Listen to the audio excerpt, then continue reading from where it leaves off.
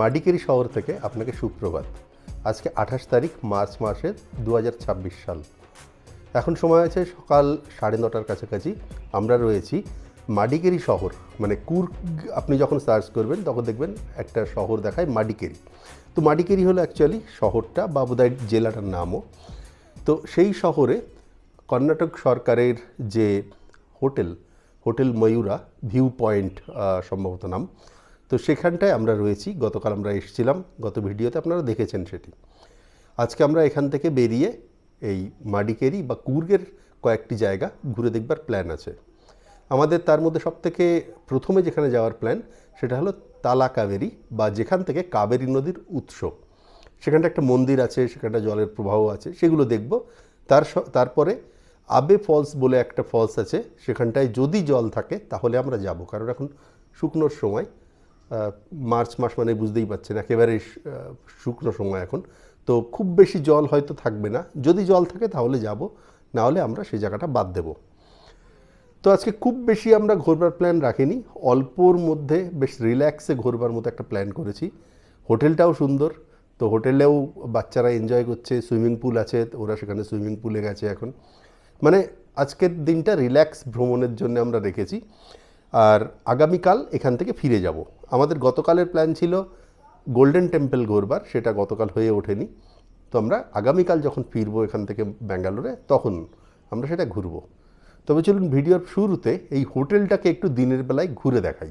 প্রথমেই যেটা দেখাই, এটা যে বলছে যে view point, valley view point, তো সে ভ্যালিটা কেমন সেটা একটু দেখাই।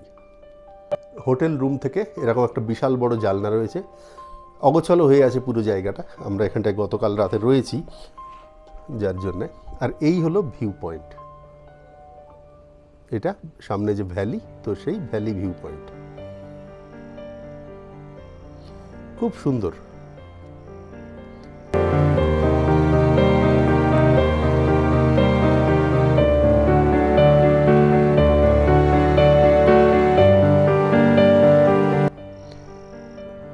এদের এখানে ব্রেকফাস্টের জায়গা, তার ওপাশে রয়েছে একটা ভালো বেশ বড় সাইজের সুইমিং পুল।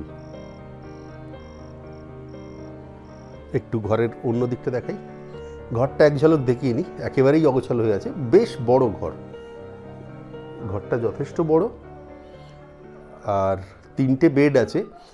এখানটার ভাড়ার কথা যদি বলি, এখানে 3টে বেড যদিও রয়েছে, তবে ডাবল থাকবার জন্যে উইদাউট ব্রেকফাস্ট 3000 টাকার কাছাকাছি অনলাইনে বুক করতে পারেন। এক্সট্রা লোক হলে তার জন্য আবার 1300 টাকা মতো এরা নেবে। আর যদি ব্রেকফাস্ট নিতে হয় তার জন্য 250-300 টাকা করে পার হেড এক্সট্রাভাবে দিতে হবে। রুম থেকে বেরিয়ে এরকম লম্বা একটা করিডর, তার সামনে এতটা জায়গা। গতকাল রাতে এখান থেকে আপনাদের শহরটা দেখাচ্ছিলাম।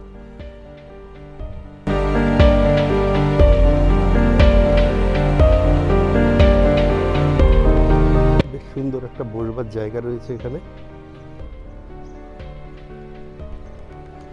আর এই যে সামনে সুইমিং পুল।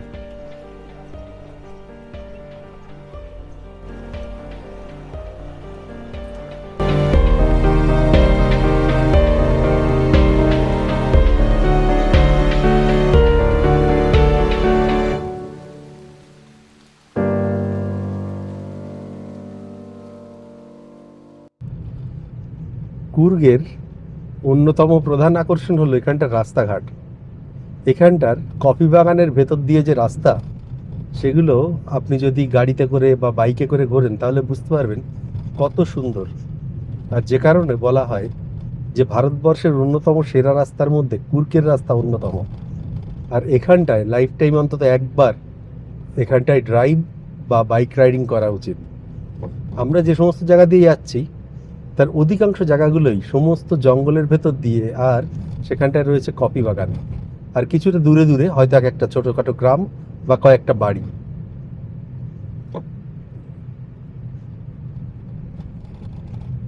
দেখুন বাদিকে এই যে জঙ্গল, এগুলো সবই কফি বাগান। আমরা অলরেডি কফি বাগানের মধ্যে থেকেছি, যে কারণে আমাদের কফি গাছ দেখতে যাওয়ার কোনো রকম প্রয়োজন নেই আর। তবে আপনারা চাইলে এরকম বাগানগুলোর মধ্যে, এরা বলে কফি এস্টেট, সেই কফি এস্টেটে গিয়েও আপনারা কিছুক্ষণ সময় কাটিয়ে নিতে পারেন।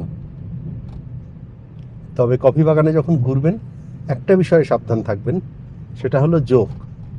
কফি গাছের নিচে এবং সকালের দিকে কফি গাছের পাতায় জোক থাকতে পারে। আমি একবার গিয়েছিলাম এবং তখন আমার গায়ে বেশ কতগুলো জোক লেগে গেছিল। তো কফি বাগানে গেলে এই জোকের থেকে সাবধান।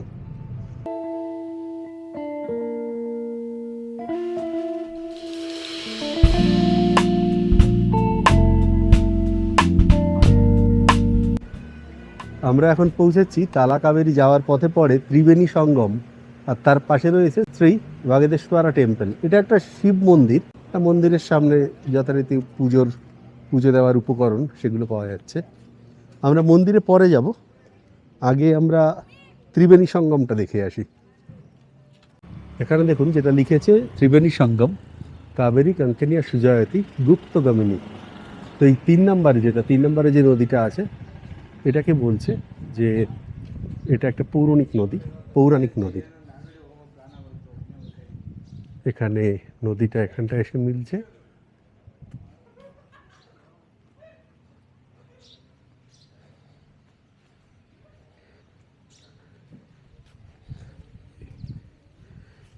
এটি একটি নদী, আর ওপাশ দিয়ে আর দুটো নদী, ওদিকে গিয়ে দেখাচ্ছি বাকিটা। দক্ষিণ ভারতের সকল নদী বৃষ্টির জলে পুষ্ট, যার জন্যে গরমের সময় এরকম জল থাকে না, কিন্তু বর্ষার সময় এগুলোই হয়ে ওঠে ভয়ঙ্কর।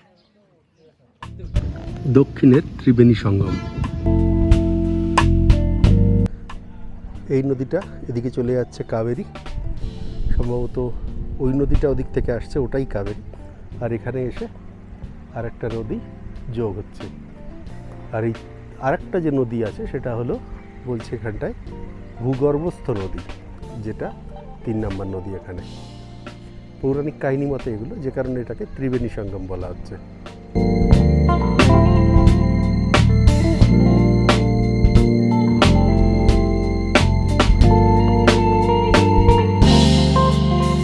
জায়গাটা অত্যন্ত সুন্দর।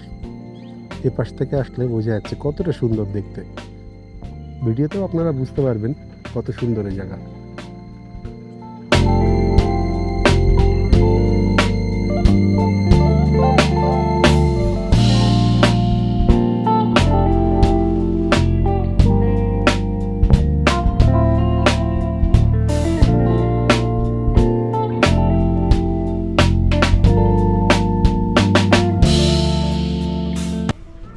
কাবেরী, কনিকা আর সুজতি।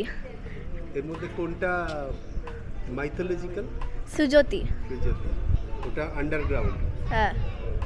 জায়গাটা সুন্দর। হ্যাঁ। ত্রিবেণী সঙ্গমের পাশেই রয়েছে শ্রী বাগেদেশ্বরা টেম্পল। এটি একটি শিব টেম্পল, শিব মন্দির।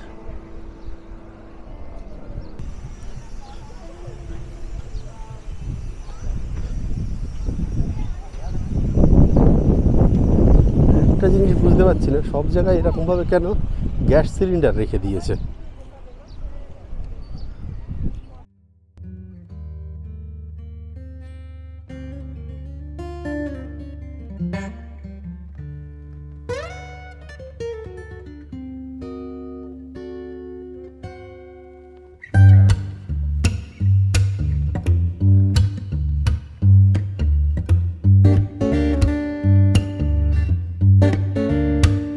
শেষ পর্যন্ত পৌঁছেছি তালাকাবেরীতে, আর তার সঙ্গে শুরু হয়েছে বৃষ্টি। ফোঁটা ফোঁটা বৃষ্টি শুরু হয়ে গেছে অলরেডি। সামনে যে তালাকাবেরী, রাস্তায় 2-4 ফোঁটা বৃষ্টি পড়েছে ইতিমধ্যেই।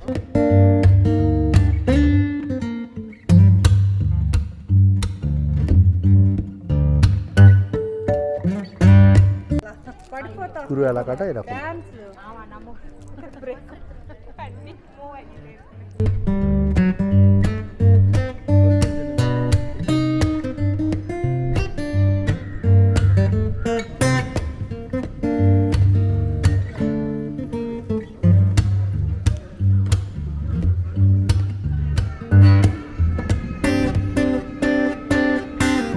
তালাকাবেরীর এই জায়গাটায় একটা ছোট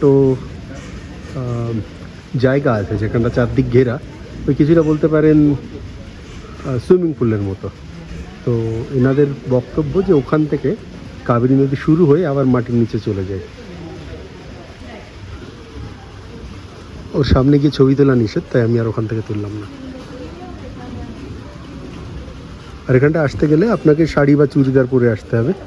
কোনো আধুনিক ড্রেস পরে হলে মেয়েদের ঢুকতে দেবে না, ছেলেদেরও প্যান্ট শার্টে ঢুকতে ইচ্ছে অসুবিধা করেনি।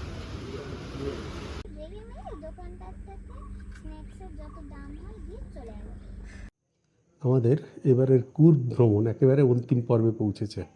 আগামীকাল সকালে আমরা এখান থেকে চেক আউট করে ব্যাঙ্গালোর দিকে ফিরে যাব। আর যাবার পথে আমাদের গোল্ডেন টেম্পলটা এখনও দেখা হয়নি, ওইটা দেখে তারপরে মাইসুর প্যালেসের ওখানে কিছু কাজ আছে, কিছু কেনাকাটার ব্যাপার আছে, তারপরে ফিরে যাব। তো আজকের ভিডিওতে আমরা এই জিনিসগুলোই ঘুরে দেখলাম যেগুলো আপনাদের দেখিয়েছি। আর আলটিমেটলি আমি যেখানে দাঁড়িয়ে আছি যে ময়ূরা হোটেল, এই কুর্গ ভ্রমণের এই শেষ দুদিন আমরা এখানে ছিলাম। আর এই হোটেলটার জন্যে আমাদের ভ্রমণের যে উপভোগ করার ব্যাপারটা সেটা অনেকটা বেড়ে গেছে। এত সুন্দর একটা হোটেল, সামনে সুন্দর জায়গা, ওপাশে পাহাড়ের গায়ে শহরটা দেখা যাচ্ছে, খুব সুন্দর। আর কিছুক্ষণ আগে সন্ধ্যাবেলার দিকে কিছুটা বৃষ্টি হয়েছে, তারপরে হাওয়াটা বেশ ঠান্ডা, যে কারণে একটা হালকা জ্যাকেট গায়ে দিতে হয়েছে।